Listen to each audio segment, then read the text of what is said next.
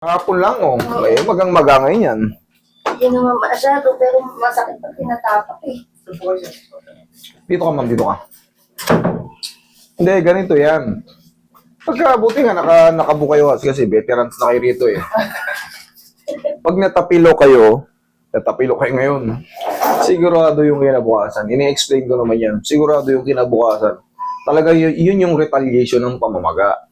Kaya wag na kayong mag-expect na kaya yung iano.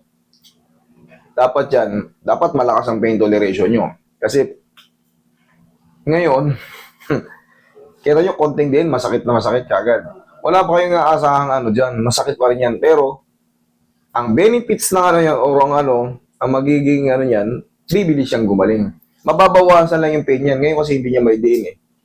Normal lang yung kasi nga, ngayon pa lang talaga yung pinakabuelta ng pamamaga. Natapilo ka, siyempre, na-hyperextend yung mga ligaments. Sana, hindi nagbago yung posisyon nito ng malaki. Konti lang. Para mamaya, kung konti lang yung pag binandage ko yan, may didiin mo na yan. Pero pagka umusog yung talus, siyempre, kahit nakahiga ka, naka-hyperextend yun eh. Iba kasi yung gulat lang eh. Kay Roy, kuha ka ng bandage dun. Babandage natin. Higa ka, ma'am. Meron ako. Ayun pala, meron. Sige, higa ka. Tapos yung binandage nyo. Ayan, higa ka. Pagka may mga pamamaga, compression. Compress nyo. Tapos, pag malaki yung pamamaga, elevate nyo. Malaking bagay yun.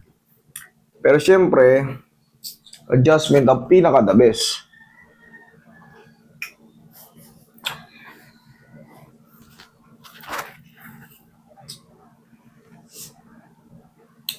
Fresh tapilo. Ngayon. Uy, Konti. Konting na lang, masakit na agad.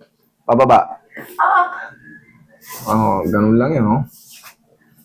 Hindi pa yung pag ganito. Hindi pa yung pag ganyan. Konting baba. Ito naman, ang benefits ito, mas maganda, mas mabilis ang paggagaling kasi may balik ko kagad do eh. Tiis lang kayo ng mga 1 linggo pa. Relax lang.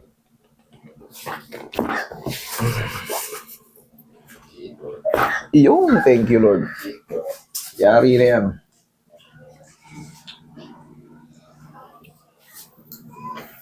Tayo process of yan, shoulder pa rin yan.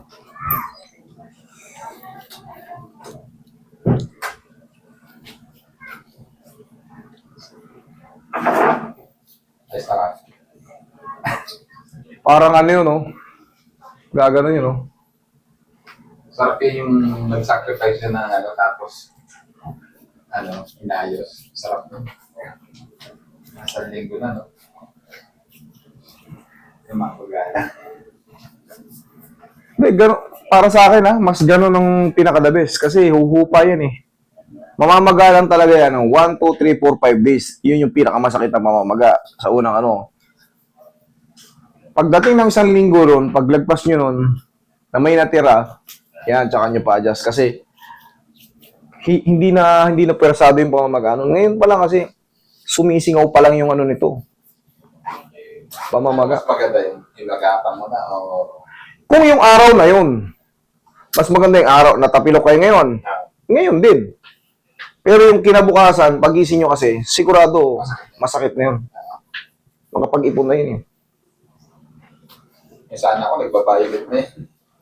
O, kita mo. Ayos naman. Nakadalawa na yun. Kahit pa nagbabaylit yan, basta lumipas yun, mas kakayanin nyo pa yan.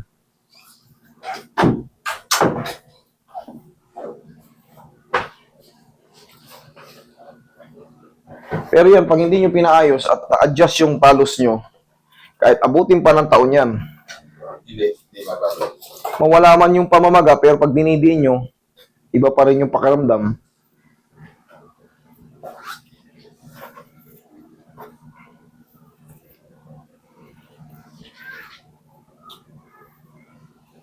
Bukas pwede na maligo yan. Pwede naman. Pwede. Tapos, haplusan nyo lang ulit ng pau. Balik nyo lang ulit yung ano, after nyo mali. Balik nyo lang ulit. Balik nyo lang ulit yung itong bandage. Sige, baba mo lang. Yan.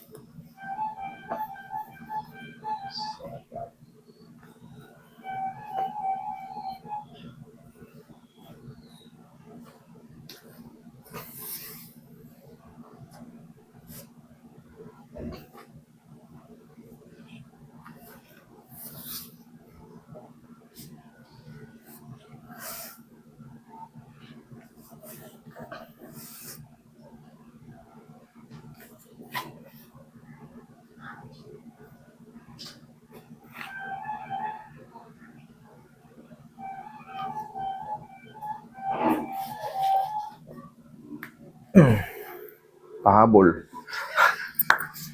Oh, sige. Ganun talaga yan eh. Yung nakaraan, di ba ito pinano ko? Hmm.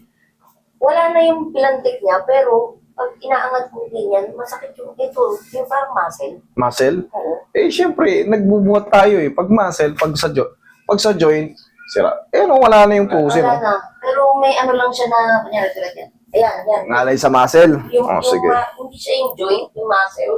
O, di, Yung ano. spasm lang, haplos ng pagmamahal. Wala lang yung frozen. Wala na eh. Eh, proceed mo lang ng pagmamahal yan pag sa mga muscle dito. Wala nang joint yan. Kailangan lang. Tulungan nyo rin ako kahit pa paano. Kasi ginagawa natin, one shot delete.